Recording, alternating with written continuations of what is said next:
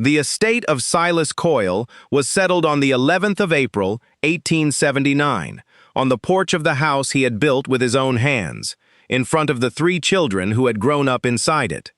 The county clerk stood with a ledger. Silas's lawyer, a thin man named Whitfield, held 3 folded deeds. There was no ceremony to it. A man had died in February, and by April his land had to be divided, because spring planting would not wait for grief. Elias Coyle, the eldest, took the bottomland along Miller's Creek, 110 acres of black loam that flooded gently every March and left silt behind like a gift. Thomas, the second son, took the 60 acres nearest town, with the good well already dug and a barn already standing. That left the ridge. Nobody had ever called it a farm. It was 40 acres of limestone shelf and thin red clay, tilted toward the northwest, studded with fieldstone the size of fists and skulls. A collapsed dugout sat near its crown, roof fallen in decades before, filled with pack-rat nests and dead leaves. Silas himself had never worked it. He had simply owned it, the way a man owns the corner of a room he never sits in. "The ridge goes to Ruth," Whitfield read, "on account of her being the youngest, and having married out of the name." Ruth Coyle, Ruth Bellamy now, 3 years married, stood at the edge of the porch with her husband Jonas beside her. Neither of them spoke. Elias exhaled through his nose, which was as close as he came to laughing. Thomas studied his boots. Their mother, Constance, had died when Ruth was 9. There was no one left to soften the moment, and no one tried to. Jonas took the deed when it was offered. He folded it once, along its existing crease, and put it inside his coat. Ruth looked out past the porch rail toward the ridge, visible as a gray line against the sky 4 miles off, and said nothing at all. That evening, in the small rented room they'd been keeping above the feed store, Jonas set 2 tin cups on the table and poured coffee that had gone lukewarm on the stove. 40 acres of rock, he said. Not a complaint. A fact. Laid down the way he laid down most things. Flat, and then left alone. "It's 40 acres, Ruth said. "It's ours." She did not say it would be easy. She did not say it would be fair. She drank her coffee and went to bed early, because there was a wagon to load in the morning, and self-pity, she had learned from her father without him ever once teaching it to her directly, took time a person did not have. They moved out to the ridge in the last week of April, with what they owned loaded onto a borrowed dray, a plow too heavy for the soil it would meet, a milk cow named Pearl, a rooster and 4 hens, a chest of tools, and a dog, a rangy black and tan mongrel named Scout, who had followed Jonas home from a threshing crew 2 winters before and never left. The first task was the dugout. It sat cut into the northern face of the ridge, where the limestone shelf broke the slope like a step. Someone, Ruth's grandfather, she would later learn, though no one living could confirm it outright, had dug 8 feet back into the hill sometime before the war, framed it with hand-hewn oak, and then abandoned it, or died before finishing it, or simply moved on. The roof timbers had rotted through in one corner. Leaves and mud had filled the floor to a depth of nearly a foot.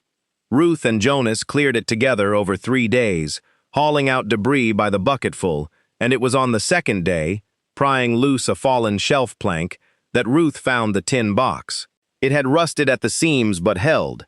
Inside, wrapped in oilcloth gone brittle and yellow, was a notebook, its pages foxed with damp, the ink faded to the color of weak tea. On the first page, in a cramped, deliberate hand, E. Coyle, his book, begun this cellar the year of 51, Ezra Coyle, her grandfather, a man she had heard mentioned perhaps 6 times in her life, always in passing, always by her father, always without warmth. The notebook was not a diary. It was a ledger of depths, dates, and results. Dug to 7 feet. Ground froze to 14 in. That winter, cellar floor did not freeze. Potatoes held sound to April. Walled north face wa fieldstone. Dry laid, 18-inch thick. Turnips kept, cabbage kept, apples spoiled. Apples want air, not just cold. Learn this. Vent pipe through roof, 4 inches, bore. Without it, condensation rotted the floor sacks by January. 40 entries, maybe more, spanning 6 years, each one a small correction on the last. No sentiment in any of it, just numbers, and what the numbers had taught him. Ruth sat on the cellar's dirt floor with the notebook open on her knees for a long while. Jonas came to the doorway, saw her there, and did not ask what she'd found. He waited until she closed it and stood, and then he handed her the shovel back, and they went on clearing the leaves. That night, by lamplight, she copied 2 lines onto a scrap of paper and pinned it above the bed. Ground freezes 14 inches. Cellar floor does not. Everything else follows from that. They spent that first summer the way anyone spends a summer on rock, fighting it. Jonas broke the plow twice on buried stone before they gave up trying to farm the ridge's crown outright, and instead began clearing it by hand, stone by stone, into low walls that would one day be fences and were for now simply proof of labor. Ruth planted a kitchen garden in the thin soil near the dugout. Beans, squash, onions, a stand of potatoes, more to feed themselves through the season than to sell. By September, she turned to the cellar in earnest. She followed Ezra's notebook the way another woman might follow Scripture, but the ground did not care about Scripture, and her first attempt at deepening the old dugout went wrong within a week. She dug the back wall straight down, vertical, the way Jonas dug a well. On the 9th day, after a hard rain, 6 feet of packed clay sheared away from the cut and collapsed into the floor, burying the shelf boards she'd already set, and cracking one support timber clean through. It happened at dusk. No one was inside. That was the only mercy in it. Ruth stood over the slide for a long moment, lamp in hand, mud to her knees, and said nothing. Jonas came down with a second lamp and looked at the collapse, and at her, and then went back up for the crowbar without a word. They cleared it over 4 more days. This time, she cut the back wall at a slope, a batter, Ezra's notebook called it, 1 foot of pitch for every 3 feet of depth, and packed the face with fieldstone laid dry, no mortar, each stone chosen to lean its weight back into the hill rather than out toward the room. She dug a drainage channel along the base of the cut, a hand's width wide, angled to carry water out through a buried clay pipe rather than let it pool against the new wall. The second attempt held through October rains that turned the yard to soup. Her first harvest went into it in late October. 40 bushels of potatoes, 200 pounds of cabbage heads packed in dry sand, a barrel of turnips, 3 bushels of onions braided and hung from the roof beams, and, against Ezra's explicit warning, 1 crate of apples stacked too close to the potatoes. By December, the apples had gone soft and sweet rotten, and the smell of them had begun creeping into the potato sacks nearest the crate. Ruth pulled the crate out on a morning so cold her breath hung solid in the cellar doorway, and moved the apples to a shelf near the vent pipe, where the air moved instead of sitting still. "Everything else want cold," she wrote, beneath Ezra's old entry. "Apples want cold and air both. Keep them apart from what they'll spoil." It was a small correction. It cost her perhaps 6 pounds of potatoes gone soft at the edges. She counted the loss, wrote the number down, and did not repeat the mistake again. Pruitt's store sat at the crossroads 4 miles from the ridge, a low building with a single stove and a bench outside it that served, in fair weather, as the unofficial parliament of the township. By the second winter, the ridge cellar had become a subject there, the way any strange thing becomes a subject in a place where little else changes. "Heard the Bellamy woman's dug herself a cave," said a farmer named Otis Krebs one January afternoon, warming his hands over the stove. "Living underground like a badger." "It's a root cellar, Otis," Pruitt said, though he said it while grinning, which undercut the correction. Pruitt was not an unkind man, but he liked an audience, and skepticism was cheaper to perform than admiration. Ezra Coyle's old cellar. Girls gone and reopened it. "On that ridge, nothing keeps up there. Wind'll pull the frost right down into it." "That's what I told Elias," Pruitt said. "Man's own sister, digging in the rock instead of buying seed corn with what she's got." I sold her 40 pounds of nails last month. 40 pounds. For a hole in the ground. There was laughter at that, the easy kind that costs nothing and means less, and it traveled, as such laughter does, back to the ridge within the week, carried, without any particular malice, by Thomas, who mentioned it to Jonas at the mill as though it were simply weather. Jonas did not repeat it to Ruth. She heard it anyway, eventually, from a neighbor woman at church, delivered with the studied gentleness people use when they want credit for kindness while still passing along the wound. Ruth listened, thanked the woman for telling her, and went home and counted her cellar stores by lamplight that night. 41 bushels of potatoes, none spoiled since the apple lesson. 9 dozen eggs kept in a crock of lime water, the shells still sound.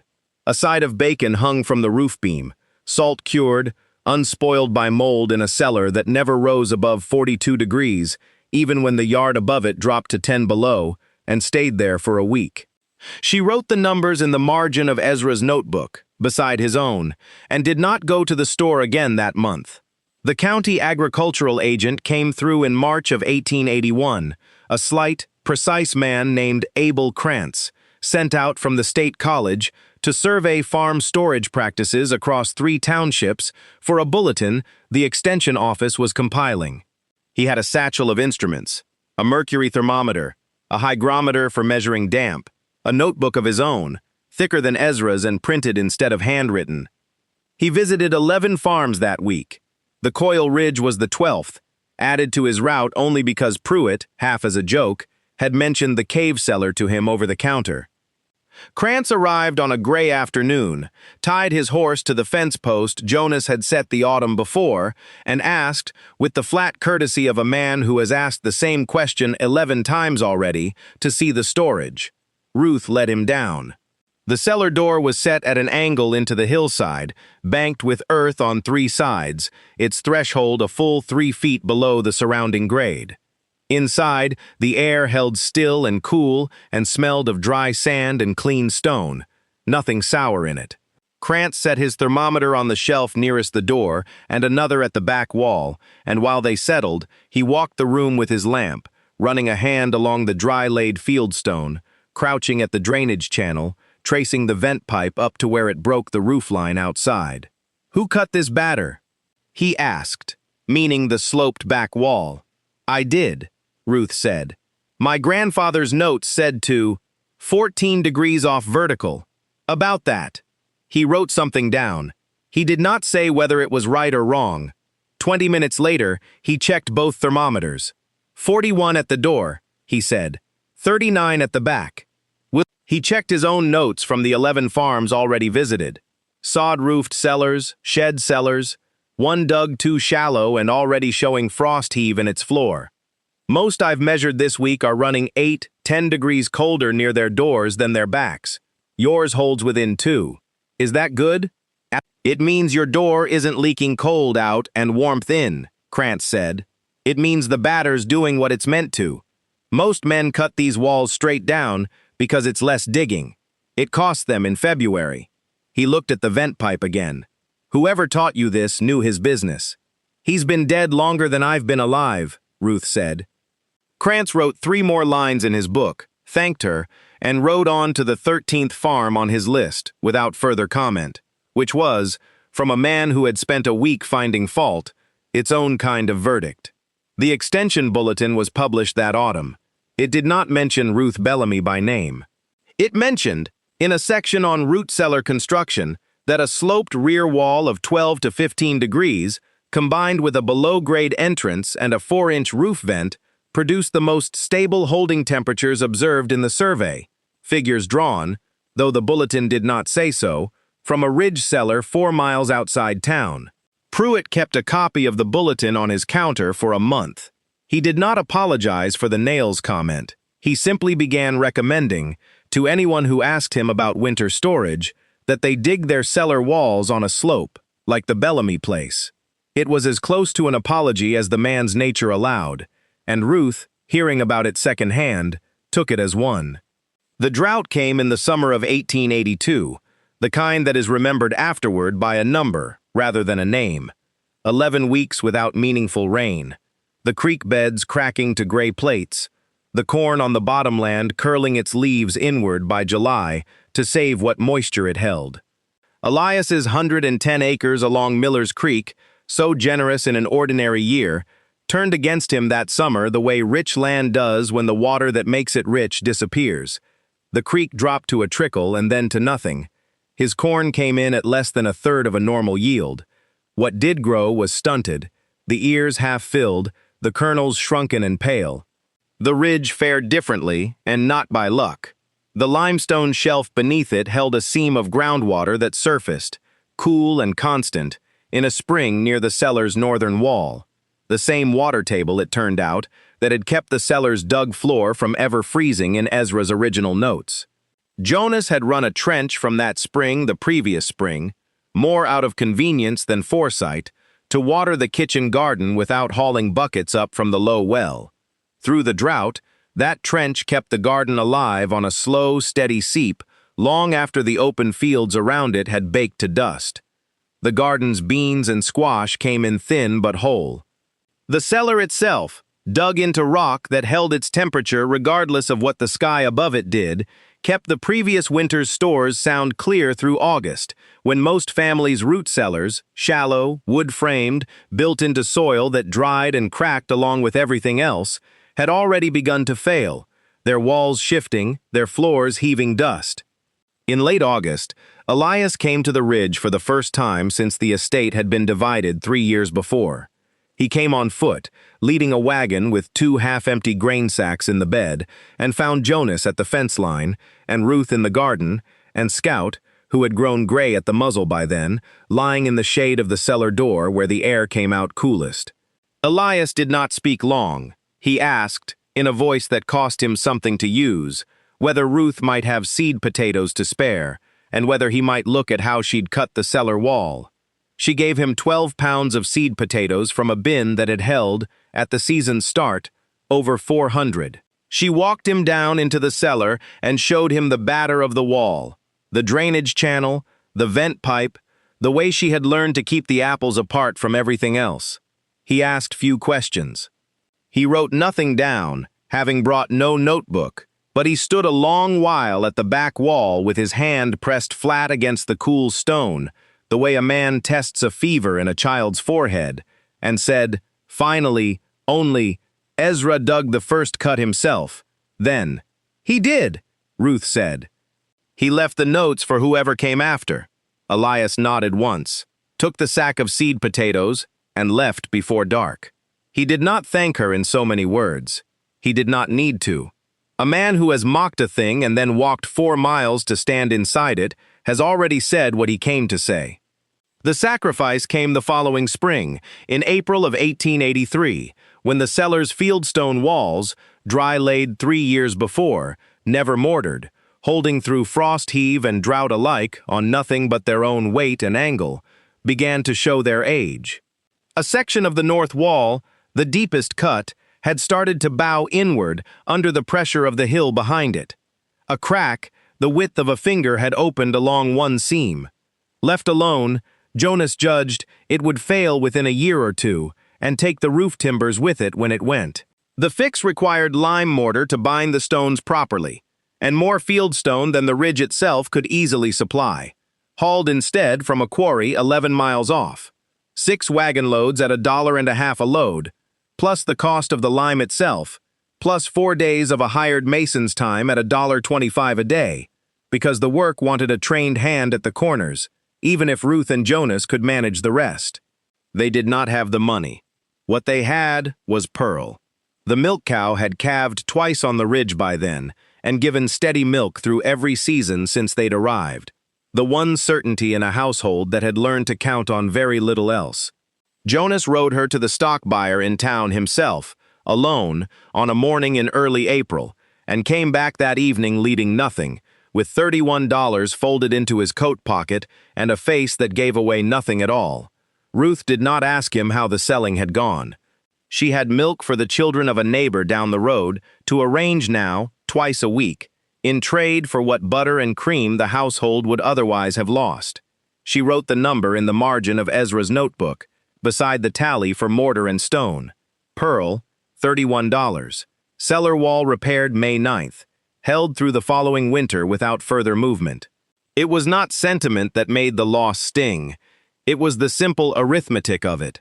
A warm, living, familiar thing traded for stone and lime, for a room that could not be milked or led to pasture, or greeted each morning by name.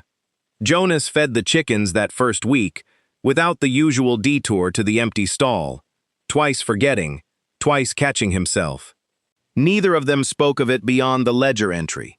The wall held. That, in the end, was the only accounting either of them allowed the matter. The tension with Thomas ran longer and quieter than anything with Elias, and it was never named outright, which was, in the Coyle family, simply how tension was carried. Thomas had taken the town-adjacent land with the good well and the standing barn, and had prospered modestly and without much strain, and had said little about the ridge over the years beyond the occasional comment, not unkind exactly, but pointed, about how a person could work themselves thin proving a point that nobody had asked them to prove. It came to a head, if it could be called that, at a wedding supper in the autumn of 1883, for a cousin's daughter, held in the church hall with trestle tables and a fiddle player, and every branch of the family present at once. Thomas, 3 glasses of cider into the evening, remarked to the table at large that Ruth and Jonas had buried half their lives in that rock pile, and might have done better to sell out and buy into the bottomland while land was cheap after the drought. Ruth set down her fork. The hall was loud enough that not everyone heard him. Jonas heard him. He did not raise his voice. He said only, "We've eaten through 2 droughts on what that rock pile gave us," and went back to his plate. Thomas did not answer. The fiddle player started a new reel, and the moment closed over the way water closes over a dropped stone, and nothing further was said that night by anyone. But 3 weeks later, on a Saturday when Jonas had gone to town for hardware, Thomas came out to the ridge with his own wagon and, without asking and without announcement, spent the better part of a day mending 40 feet of the stone fence line along the ridge's eastern boundary, the same low walls Ruth and Jonas had built stone by stone their first summer, and which a spring flood had partly toppled that year. He was gone before Jonas returned. Ruth found the mended fence at dusk, the new stones fitted with more care than the job strictly required, and said nothing about it to anyone, because there was nothing that needed saying. Thomas never mentioned the fence. Neither did she. That was the whole of the reconciliation. No embrace, no words exchanged in either direction that could be called an apology. Just 40 feet of fence, mended by a man who had called the ridge a waste of a life, and left standing after that without further comment from either side. The blizzard came in January of 1886, and the county would measure it afterward not by inches but by days, 3 of them, beginning on a Tuesday evening with a sky the color of a bruise and a wind that had been building since noon. By nightfall, the temperature had fallen to 11 below zero. By midnight, the wind had risen past 40 miles an hour, driving snow horizontal across the prairie in a white that swallowed lantern light at 10 feet. Fence posts vanished. The road to town vanished. Whole barns, familiar all their lives to the men who owned them, became invisible from their own farmhouse windows 30 yards off. It did not stop for 3 days. On the ridge, Jonas had strung a rope from the house door to the barn the moment the sky turned that Tuesday afternoon, a habit Ezra's notebook had never mentioned but which every prairie household learned or died learning. Ruth brought Scout inside before dark, the dog's coat already crusted white from a short trip to the woodpile, and banked the stove high, and did not open the front door again until Wednesday morning, when she had to fight the wind simply to crack it 4 inches and confirm the world outside still existed. The cellar door, banked into the hillside on 3 sides, drifted over completely by Wednesday noon, but it drifted the way a stone drifts. A smooth white mound with no gaps for the wind to hollow out beneath it, no exposed threshold for ice to seal shut. Jonas dug it clear in 20 minutes on Thursday morning with a scoop shovel, the packed snow coming away in clean blocks rather than the frozen, wind-scoured crust that had sealed shut every above-ground door for 4 miles in every direction. Elias's cellar, a shed-roofed structure built above grade against the side of his barn in the ordinary style of the township, had frozen its door fast by Wednesday night, ice forming in the gap between door and frame from the constant seep and refreeze of blown snow. By Thursday, when the wind briefly slackened, he and his eldest boy spent 2 hours with an axe and boiling water freeing it, only to find the potatoes inside frost-split and half the cabbage barrel frozen solid through, the above-ground walls having offered no real defense against 3 days of 11 below cold, driven sideways by wind. Thomas fared worse. His well pump had frozen solid on the first night, and his cellar, dug only 4 feet down, shallow by the standard the extension bulletin had quietly set, had frozen through by Wednesday, the temperature inside dropping low enough to split every squash and burst the water crock he kept his eggs in. By Thursday morning, with his own stores ruined and the well unreachable, he had nothing in his house that could be melted or cooked beyond what remained in a single flour bin, and 3 children under the age of 9. It was Jonas who found him, or rather, found his lantern signal. 3 short flashes repeated from the loft window, the old distress pattern every farm family in the township knew and hoped never to need, visible for 1 clear half-hour on Thursday afternoon when the wind dropped enough to see the 1.5 miles between the 2 farms.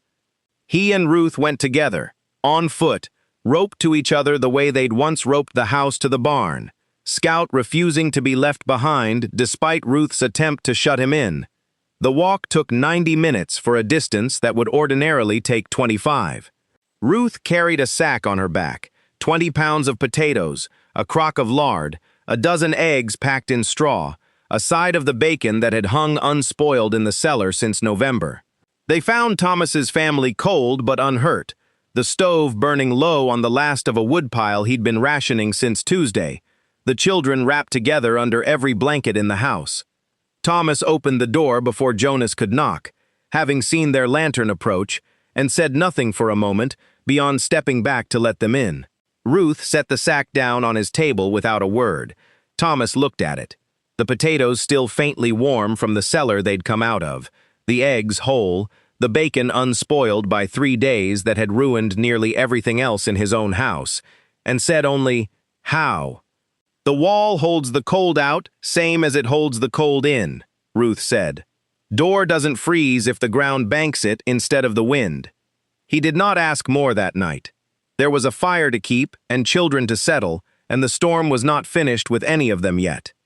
But he walked back with them as far as his own gate the following morning, once the wind had dropped enough to travel, and stood at the edge of his yard watching them go the 1.5 miles back toward the ridge, and did not go inside again until they were out of sight. The storm broke fully on Friday, leaving drifts as tall as a man in the lee of every building in the county, and cold enough behind it that the thaw did not properly begin for another 11 days. In that time, 4 families in the township lost stored food entirely to freeze damage in above-ground cellars. 2 lost livestock they could not reach through drifted barn doors in time. No one on the ridge went hungry, and no one on the ridge lost so much as a bushel of potatoes to the cold. Because the cold, however hard it drove itself against the surface of the world that week, had never once found its way past 14 inches of angled stone and 8 feet of hillside into the room where the winter's food was kept. The county newspaper ran a short item in February, once the roads had cleared enough for the mail to move again, tallying the blizzard's toll across 3 townships: livestock lost, structures damaged, 2 deaths from exposure among travelers caught on the open road. Buried in the 4th paragraph, almost as an afterthought, was a line noting that several households reported significant spoilage of winter food stores due to freeze damage in cellar structures, while others, employing deeper below-grade construction, reported no losses. Pruitt clipped the item and kept it pinned beside the register at his store for the rest of that winter, though he never said to a single customer whose cellar the sentence was describing. He didn't need to. By March, 4 different men had come into the store asking, in roughly the same offhand tone Otis Krebs had once used to mock the idea, how deep a body ought to dig a cellar wall, and at what angle, if he wanted it to hold through a storm like the one they'd just had. Elias rebuilt his cellar that spring, cutting the new walls into the slope behind his barn rather than building them up above grade, and came to the ridge twice that April. Once to borrow Ruth's measurements for the vent pipe, and once, unprompted, to help Jonas reset 2 of the fieldstone that had shifted in the north wall during the winter's freeze and thaw. He still said little about it directly. He worked a full day both times, took a meal at their table both evenings, and left before dark without ceremony, the way he had come. Thomas sent his eldest boy out to the ridge that summer for 2 weeks, ostensibly to help with the hay, though everyone involved understood well enough that the real purpose was for the boy to watch Ruth lay the drainage channel for a new cellar Thomas was digging of his own, and to carry the details home in his head since his father had never been one to ask for instruction outright. Ruth taught the boy without comment on why he'd been sent, showed him the batter of the wall, the placement of the vent, the 12 pounds of lime mortar per 100 stone that the mason had taught her years before. The boy went home in August with a notebook of his own, begun that summer, in a hand not yet steady but already careful. The ledger habit passed down a second time, to someone who had never known Ezra Coyle at all. Ruth herself added little to the notebook in those later years, beyond what the seasons required. Dates of first frost, bushel counts, the occasional correction when a new method proved itself against an old one. She never wrote down the blizzard by name, or the drought, or the sale of pearl, or the evening Elias stood with his hand against the cold stone wall and said nothing more than his grandfather's name. Those things did not belong in a ledger of depths and dates. They belonged, instead, to the ordinary record of a life that had been handed the least of everything and had spent 7 years turning that fact into a room that did not freeze. A room dug 14 degrees off vertical into limestone nobody else had wanted, holding steady at 39 degrees whether the sky above it gave rain or drought, or 11 below and 3 days of wind, because the ground beneath a ridge, unlike the opinions of the people standing on top of it, does not change its mind from one season to the next. It only waits to be understood. By the time Ruth Bellamy was an old woman, the ridge cellar had been copied, in whole or in part, by 11 families across 2 townships, none of whom thought to call it anything other than the sensible way to dig. Scout was long buried by the garden fence by then, and Pearl's granddaughters grazed a pasture that had once been bare rock, and the fieldstone walls Ruth had laid by hand in 1880 still held their 14-degree batter without a single stone having shifted since the mason's mortar went in.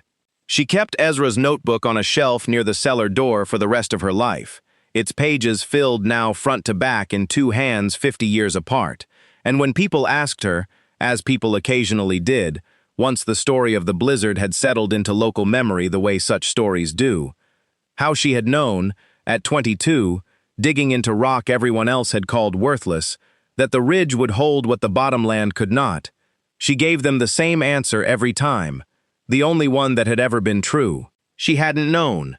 She had only measured, and corrected, and measured again, until the ground itself told her what it was willing to give, and she had written the answer down, so that the next person standing where she once stood, holding the worst deed at the table, would not have to learn it twice.